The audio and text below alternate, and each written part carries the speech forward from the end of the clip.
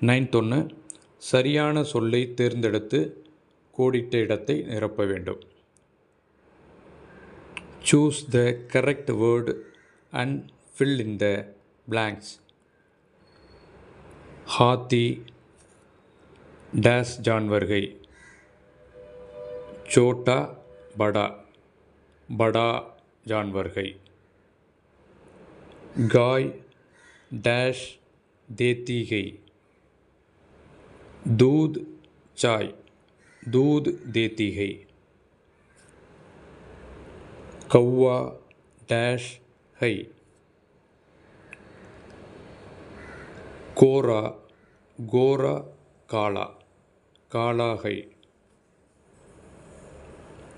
मुर्गी डैश देती है. अंडा दूध, अंडा देती है. सूरज डैश निकलता है. शाम को सवेरे, सूरज सवेरे निकलता है. नारियल का पेड़ डैश है. ऊंचा चौड़ा, नारियल का पेड़ ऊंचा है. हाथ डैश कलम है. को में कु इल, हाथ में कलम है, கையில் பேனா இருக்கிறது.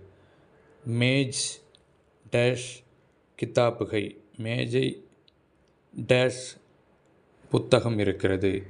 மேஜை மீது மேஜையால், மேஜை மீது புத்தகம் இருக்கிறது. மேஜ் பர் கிதாப் है. முரளி விமலா डैश कलम देता है.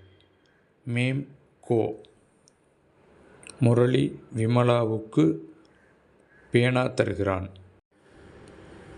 नेक्स्ट, हम उस लड़के को बुलाते हैं. நாம் அந்த சிறுவனை அழைக்கிறோம். बुलाते हैं. कर डैश स्कूल दूर है.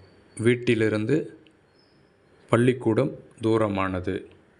கோ சே, இருந்து சே. हाथी गाय डैश बड़ा जानवर है.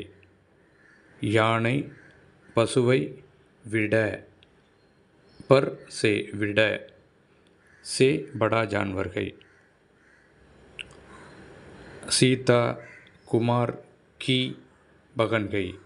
சீதா குமாருடைய சகோதரி.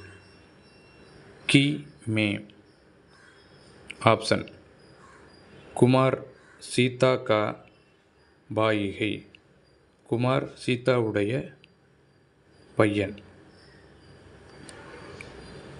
குமார் சீதா கா பாய் है. குமார் சீதாவுடைய சகோதரன். பர் கா. गोपाल सरला के पिताजी है.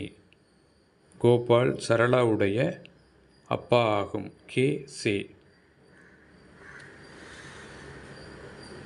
மேரா நாம் மகேஷ் है.